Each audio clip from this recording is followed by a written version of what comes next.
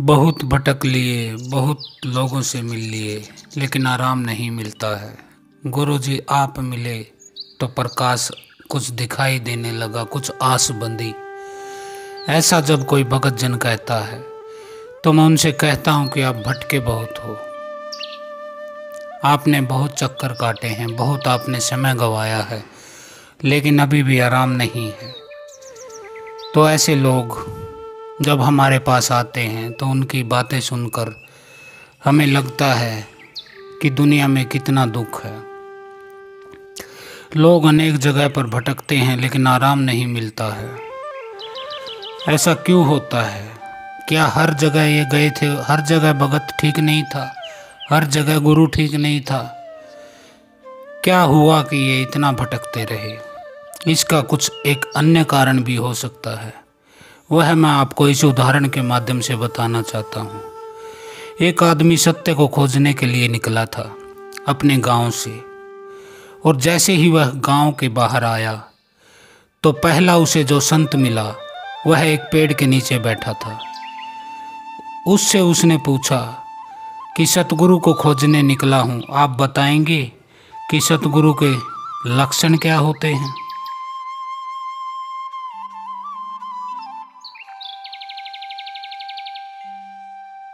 उस फकीर ने लक्षण बता दिए। लक्षण भी बड़े सरल बताए, बिल्कुल सहज। उसने कहा कि ऐसे ऐसे पेड़ के नीचे बैठा मिले, इस आसन पर बैठा हो, इस तरह की मुद्रा में हो, तो बस समझ लेना सतगुरु यही है। यही है वो सतगुरु जिसकी तुम्हें तलाश है। अब वह चला साधक खोजने। कहते हैं 30 साल बीत गए, सारी पृथ्वी पर चक्कर काट लिया, बहुत जगह गया लेकिन सतगुरु न मिला। बहुत मिले मगर कोई सतगुरु न था। थका मांदा अपने गांव वापस लौट रहा था तो हैरान रह गया।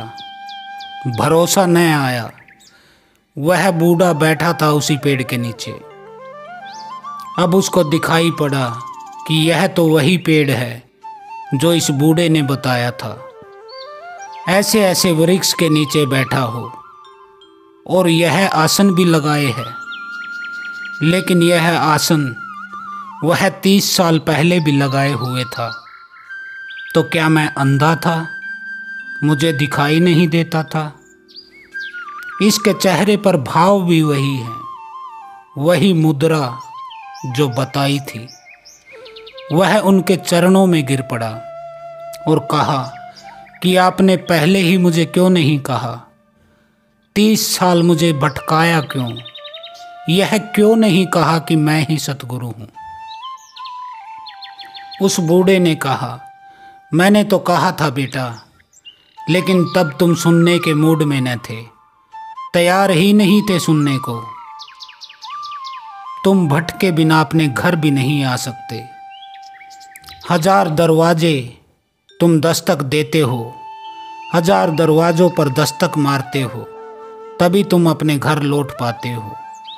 कह तो दिया था मैंने, सब बता दिया था कि ऐसे ऐसे पेड़ के नीचे वह वृक्ष की व्याख्या कर रहा था, यही मुद्रा में बैठा था, लेकिन तुम भागे भागे थे। तुम ठीक से सुन भी न सके, तुम जल्दी में थे, शायद तुम कहीं खोजने जा रहे थे। तुम्हारे लिए खोज जरूरी थी, सत्य जरूरी नहीं था, लेकिन आ गए तुम। मैं थका जा रहा था तुम्हारे लिए बैठा बैठा इसी मुद्रा में। 30 साल तुम तो भटक रहे थे, पर मेरी भी तो सोचो। इसी झाड़ के नीचे बैठा बैठा कि किसी दिन तुम आओगे तो कहीं ऐसा ना हो जाए कि तब तक मैं ही विदा हो जाऊं। तुम्हारे लिए ही रुका था, आ गए तुम। 30 साल तुम्हें भटकना पड़ा अपने कारण, लेकिन सद्गुरु तो मौजूद था। तुम अपने तेज दिमाग की वजह से घूमे हो, अपनी सियानी बुद्धि की वजह से घूमे हो, इसलिए तुम सतगुरु को देख ना पाए, जान ना पाए। तो मित्रों, बहुत बार जीवन में ऐसा होता है कि जो पास है वह दिखाई नहीं पड़ता है, और जो दूर है वह आकर्षक मालूम होता है। दूर के ढोल बड़े सुहाने मालूम होते हैं, दूर के सपने हमें खींचते हैं। और यही स्थिति परमात्मा के संबंध में भी है। जितना तुम उसे ढूंढने के लिए बाहर की तरफ दौड़ोगे, उतना ही उस परमात्मा से दूर होते जाओगे। जो तुम्हारे भीतर ही था, तुम्हारे अंतर मन में, तुम्हारे ही भीतर थी वो ज्योति, लेकिन तुम उसे पहचान न पाए। तुमने सदा उसे बाहर ढूंढा है, इसीलिए तुम उसे पा नहीं सके, पहचान नहीं सकते। ढूंढा उसे जाता है जिसे खोया हो, पर इसे तो तुमने कभी खोया ही नहीं था। यह तो सदा सदा से तुम्हारे ही भीतर बैठा है, तुम्हारे ही भीतर श्वास ले रहा है, तुम्हारे भीतर ही यह सदा सदा से रमा हुआ है। तो उसे बाहर ढूंढने की चेष्टा मत करो। तुम परमात्मा को यदि पाना चाहते हो तो पहले सरल बनो। अपनी कुल देवी को, अपने पितरों को ध्यान करो, जैसे हमारी कुल देवी त्रिपुर बाला सुंदरी माता, उनकी हम पूजा करते हैं। हनुमान जी जो कि रक्षा करते हैं हमारी साधना की, हमारे हर प्रकार से इनके रक्षा सानिध्य, इनके साथ से हम अपने जीवन को परमात्मा के रास्ते पर आगे बढ़ाते हैं। राम जी का नाम लेते हुए उस बाबा भोलेनाथ को, आदि योगी को, उस शिव को प्रणाम करते हुए, सुबह शाम उनके नाम का ध्यान करते हुए, उनके मार्गदर्शन में जीवन को आगे बढ़ाते हैं। तभी तो शिव के रूप के हम दर्शन पाते हैं। अपनी कुल देवी को नमन करके चलिए। डी बाबा आपके ग्राम देवता, आपके अक्षेत्रपाल, वह डी बाबा होते हैं। नगर खेड़ा आपका, आपके भूमिया, उनके स्थान पर जाइए, जल से उनको स्नान कराइए, जल में दूध डाल के उनके जो है स्थान पर बैठिए, बहराम कीजिए, उनको चढ़ाइए आप भोग में, जौ चढ़ाइए, तिल चढ़ाइए। जैसे कि अभी मैं जौ और तिल अपने डी बाबा पर, अपने नगर खेड़ा, अपने अक्षेत्रपाल, अपने भूमिया, इनकी सेवा में गया हूँ। मैं आपको दिखाता हूँ कि कैसे डी बाबा की पूजा की जाती है। प्रथम उनको स्नान कराइए, दूध और पानी मिला के कीजिए, उनको भोग लगाइए। डी बाबा का स्थान ये होता है जहाँ बैल के रूप में, एक सांड के रूप में उनको माना जाता है। यह भगवान शिव और बाबा भैरवनाथ का स्थान होता है। अलग अलग भाषाओं में इसे अलग अलग नाम से जाना जाता होगा। आपके अक्षेत्र में इनको डी अक्षेत्रपाल, ग्राम देवता, नगर खेड़ा, भौमिया, अक्षेत्रपाल, अनेक नामों से जाना जाता है। भगवान शिव की स्थापना जो उन्होंने की है गणराज्यों में, उनमें डी बाबा का स्थान होता है। यह आपके नगर की और आपकी रक्षा करते हैं। तो इनके स्थान पर जाइए, नहलाइए, भोग लगाइए। घी का दीपक इनको चढ़ाया जाता है। घी के दीपक से आप रोशन कीजिए वहाँ पर, और घी का एक दीपक वहाँ पर जलाइए, फूल चढ़ाइए, जो भी आपके पास है, जो भी आपकी श्रद्धा है, जितना आपका सामर्थ्य है, जितना आपके पास भोग है, वह चढ़ाइए। हाथ जोड़ लीजिए उनके आगे कि क्षमा करे अगर कोई गलती हो गई हो, आपकी सेवा में, आपकी शान में कोई गुस्ताखी हमसे हो गई है तो हमें माफ़ कीजिए। आप हमारे पूर्वज हो, आप हमारे ग्राम के देवता हो, ग्राम के रक्षक हो। आपकी इजाज़त के बगैर पत्ता भी नहीं हिलता है यहाँ। यहाँ कोई परिंदा भी पर नहीं मार सकता है यदि डी बाबा उनके चरण दबाइए, अपने मन में भाव लाइए, अपने मन में उनकी मूर्ति को स्थापित कीजिए, उनके धाम की जो है बारंबार बहराम कीजिए। प्रत्येक रविवार आप वहाँ जाइए, होली दिवाली को जाइए, जब आपको टाइम लगे। डी बाबा को आप यदि प्रसन्न रखेंगे, दलिया होता है गेहूं का, उसको किसी सांड को खिलाइए, दलिए में पानी मिला के उसको खिलाइए। सांड के रूप में डी बाबा की पूजा की जाती है, जिन्हें क्षेत्रपाल सरकार, नगर खेड़ा आदि अनेक नामों से जाना जाता है। यदि आपके ग्राम में कोई स्थान भी नहीं है तो एक तसले में आप दलिया, गेहूं का दलिया डालिए और उसे सांड को खिलाइए। डी बाबा के स्थान को अच्छे से देख लीजिए। ऐसे ही स्थान आपको अपने क्षेत्र में, अपने गांव में मिलेगा, तो आप उनकी पूजा के लिए जाइए। उनके लिए आप भोग, दीपक ये लेके जाइए, फिर देखिए आपकी कैसे रक्षा करते हैं। आपको फिर इधर उधर धक्के खाने की ज़रूरत नहीं रहेगी। किसी ओझा गुनिया, तांत्रिक, सोखा, भोपा, बांकी यहाँ चक्कर नहीं काटने पड़ेंगे। जैसे हम अपने डी बाबा को समय समय पर उनके स्थान पर जाते हैं, उनको हाथ जोड़ते हैं, नमस्कार करते हैं, उनका सम्मान करते हैं।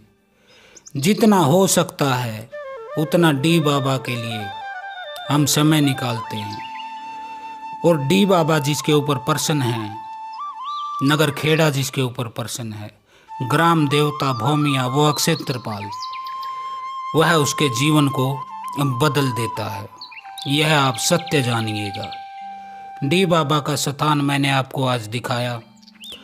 अपने क्षेत्र में आप भी इनके लिए पूजन आदि कर सकते हैं, इनकी सेवा कर सकते हैं, इनको भोग आदि दे सकते हैं। तो यह डी बाबा का स्थान है, इनको आप स्नान करा सकते हैं। चलिए अब चलते हैं माँ गंगा के तट पर, जहाँ हम बाबा भोलेनाथ की पूजा करेंगे। माँ गंगा से जल लेकर, पवित्र जल को हम लेते हैं और अपने बाबा भोलेनाथ को हम जल समर्पित करते हैं। तो भगवान भोलेनाथ योगियों के आदि गुरु हैं, प्रथम गुरु हैं। उनकी सेवा, उनकी भक्ति, उनका प्रसाद जिस मनुष्य के जीवन में आ जाता है, उस मनुष्य का जीवन बदल जाता है। काम, क्रोध, मद, लोभ, मोह, अहंकार तिरोहित हो जाता है। भगवान शिव इस धरती के, इस सृष्टि के, इस आकाश के वो परम तत्व है जिनके अंदर ज्ञान, जिनके अंदर शक्ति, ऊर्जा, वह एक विनाशक की भूमिका में भी है। सृष्टि से पापों का नाश करते हैं। उन भोलेनाथ को हम प्रणाम करते हैं। ओम त्र्यंबके यजामहे सुगंधिं पुष्टिवर्धनम उर्वारुकमिव बंधनान् मृत्युर्मोक्षी मातृतात।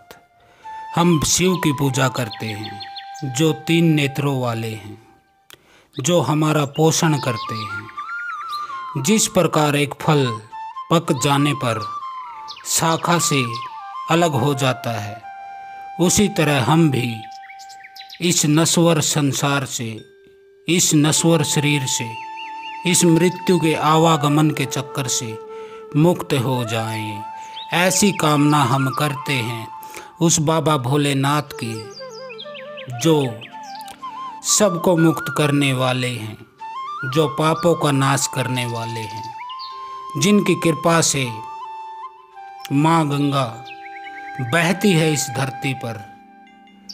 अनेकों अनेकों वर्षों से अनेकों अनेकों लोगों के पापों का नाश करती है।